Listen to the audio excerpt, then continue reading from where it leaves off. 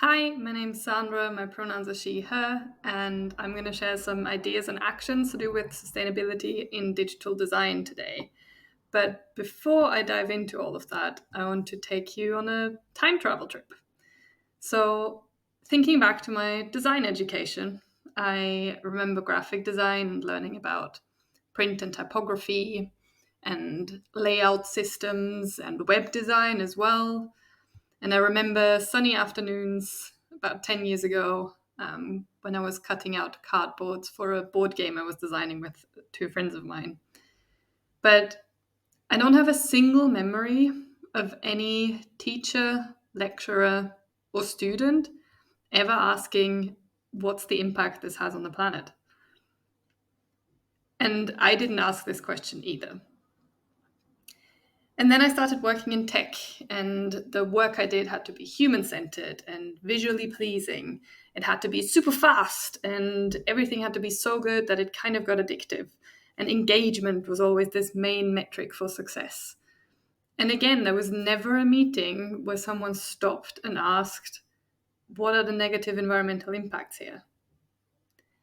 Now, back when I first started thinking about this in 2019, I was still relatively early in my tech career. But I had started on my climate journey, and I started with changes to my lifestyle. I had reduced my plastic consumption. I only traveled by train. I had made that change in my life. And I went vegan to reduce my carbon emissions.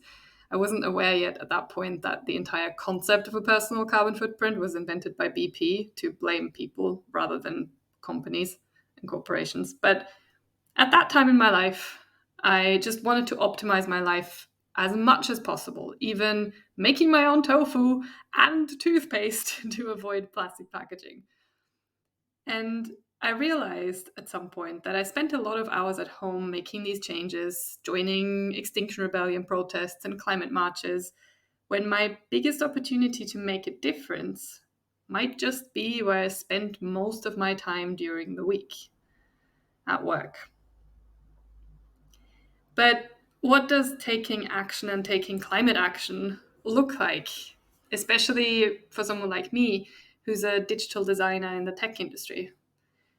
I started looking and researching and trying to find answers to these questions, and also looking for others who might want to take action as well. And through that journey, I found ClimateAction.tech, which I'll refer to as CAT from now on during the talk. Our mission at CAT is to seed climate action in companies, organizations, and industries. And we do that by supporting and guiding one another. We celebrate change that comes from the bottom up, and we believe that we can work together to change tech business culture to be better for people and planet. CAT is a Slack community that's worldwide, and we all come from a variety of different backgrounds. So some of us come more from the software engineering side, others are designers or PMs, and others might even just consider themselves tech adjacent and not really like super techy. And we're all on different points in our climate journey as well. Some of us are only just starting to learn about climate, and others have been working in this space for decades. But what brings us together is this passion in doing better in our workplaces and in our industry at large. And we come together to learn and build on existing knowledge and work, to share knowledge and work as well, ask questions, and have nuanced conversations. And when I joined in 2019, I found this was not only a place where I finally learned about the climate impacts of digital design, it was also a place where I realized that I wasn't alone in caring about this. I started chatting on Slack and got involved as a volunteer and later organizer for this lovely community pretty quickly.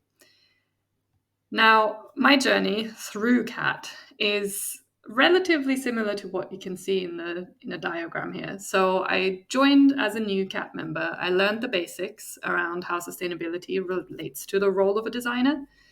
I reflected on my position at work. So I work as a designer in the tech industry for one of the biggest tech companies on the planet, Microsoft. tech in general is a very powerful industry, and in my position and role, I have the freedom to think beyond business needs and the privilege of speaking up and probably not getting fired. So, through understanding my role and my context, I started to get a sense of my levers for change. And that brings me back to this little journey here. So back then in 2019, I hadn't heard of anyone in the Microsoft design community at that time talking or thinking about digital sustainability. And that's how I found my first thing to do: be loud and get people thinking.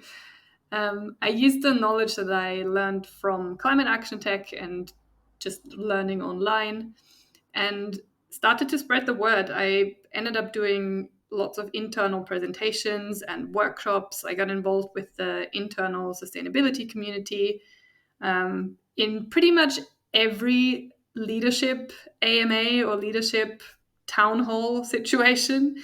I brought up climate as a question, and this is still something that I do today. I worked on hackathons in the climate space, and I was just very loud, I guess, and probably quite a bit annoying as well in some ways.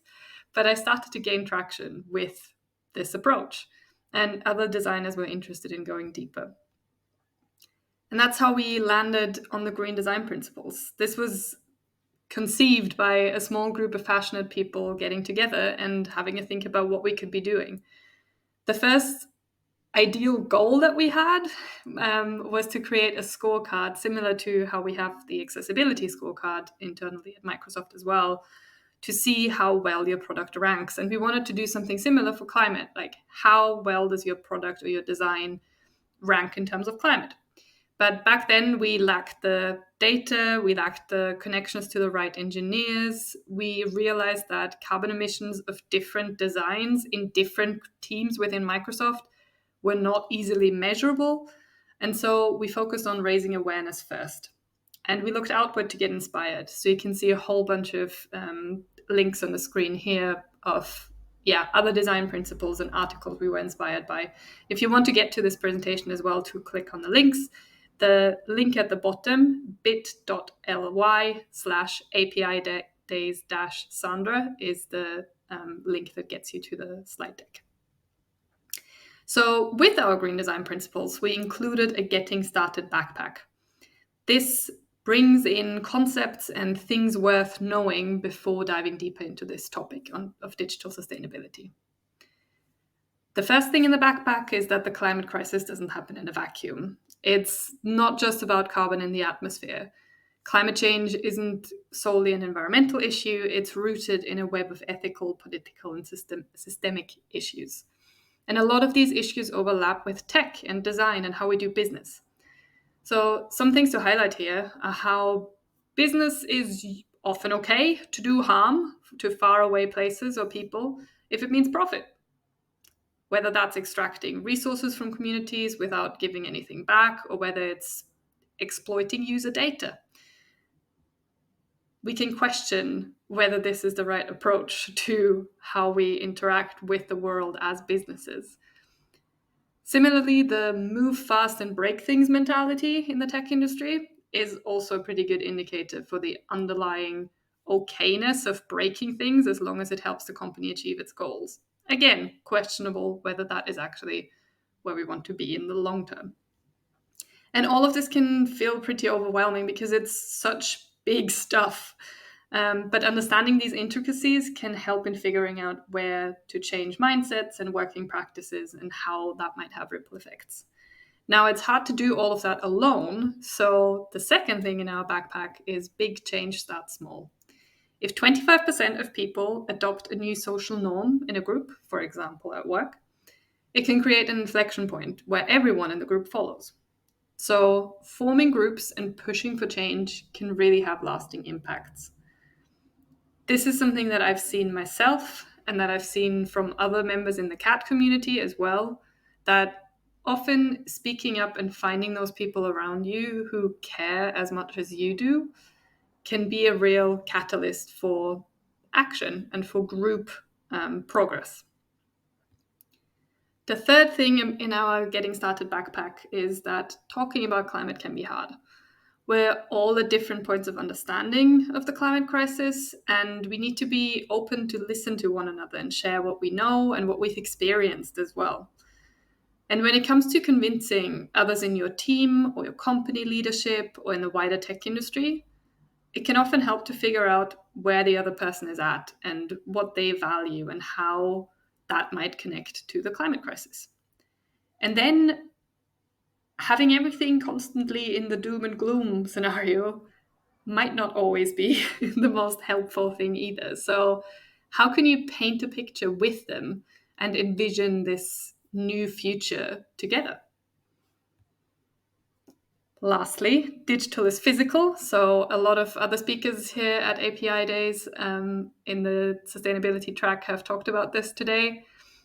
Your work has a direct impact on the planet because digital services require physical infrastructure. The cloud is basically just someone else's computer. And all of these devices need electricity to run. And a lot of that is still created by burning fossil fuels. So there's a direct link that you can take there of reducing electricity needs also means reducing fossil fuels at the moment. Then the actual principles, we've made it. In this first category, we named Think Bigger Before You Start. And in here we've got 2 principles: challenge the status quo and put care first. These are the things that you can use at the beginning of a project or when you're reevaluating a project. They are more high-level thinking. So for challenging the status quo, when we talk about that, we can ask ourselves who we work with and why we invest in certain projects. We can also ask who is harmed and who is helped. What is the underlying purpose of this project? And we can challenge our success metrics. What metrics are we basing success on and why? All about growth and only engagement might not be best for people or planet. Secondly, when we've challenged the status quo, what do we do? Instead of using the status quo as the thing to go down, we can instead put care first. This means interrogating power dynamics in your team and between your team members and users. It also can look like humans and non-humans and figuring out how they might be impacted by your designs. This is a little bit trickier to do, but worth looking at. It also means that we should look after physical and mental health. And the link here on the slide to the physical, emotional, and societal harms, that was put together by the Spotify design team and is a really great resource. So we can use that as well to evaluate and minimize those potential harms. We can also move away from the attention economy. So not having people glued at their screens all the time might be healthier. And setting resource budgets. So how much energy are we, like, what is the cap, the maximum amount of energy that we are happy to use for this project? Then our second category is build better by default. This one is more geared towards projects that are already running and that you want to build better. So the first principle in here is optimized. This is where a lot of goodness already exists online and in books as well. So Tom also is doing a talk during the API days around whether businesses can be truly sustainable. So I can recommend checking that out. But he also wrote this great book about sustainable web design, which goes into lots of detail as well on how we can simplify the UX to reduce page loads, how we can remove visuals that we don't need, reducing file sizes as well is a good one to look at, and storing only what you need. And a lot of these optimization techniques and actions can actually also help with longevity. So it optimizes for all the devices as well, which means that all the devices can still run your code and run your website because it's a lightweight website. And that can increase the device longevity, because at the moment, a lot of devices are thrown away, not because the hardware is broken, but because software doesn't work anymore. So making software work for all the devices has multiple benefits. Secondly, being transparent is about embedding awareness about the impact of digital devices in our designs. And Lu Yi's Carbon Aware OS project is a great example here.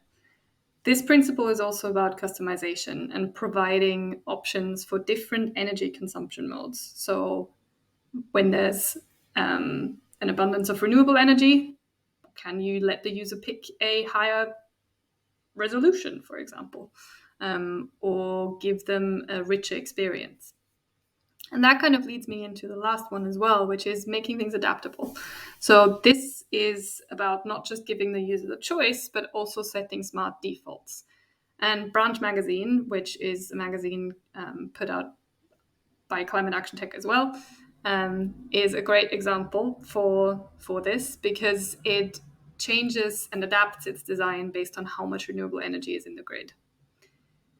All right, that was very, very much stuff in very little time. So if you have any questions or want to learn more, feel free to reach out to me at any point.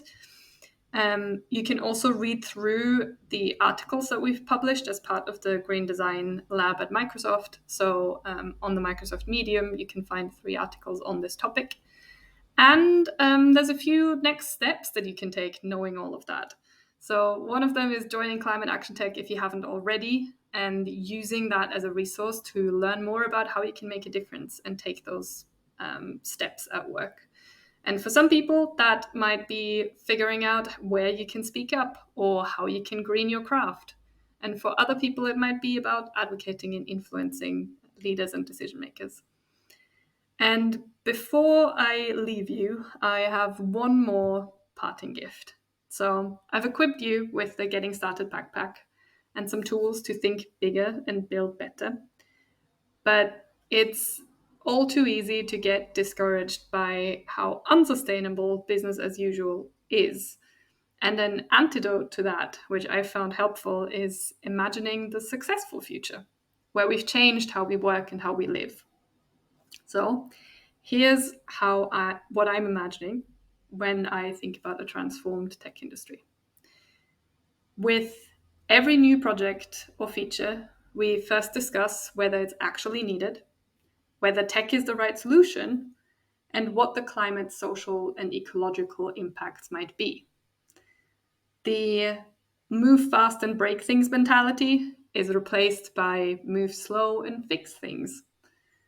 We have time to regularly delete things we no longer need, and we design things that use the least amount of electricity by default.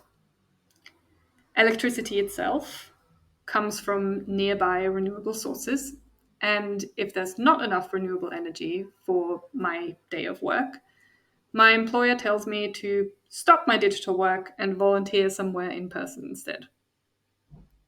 Nobody gets paid more than 3 times of the lowest paid employee. The profits of the company get split between paying employees, investing in the company itself, and giving to local community projects. So that's where I can see us going. And I'd be curious to hear from you as well of what a transformed tech industry might look like for you. Thank you.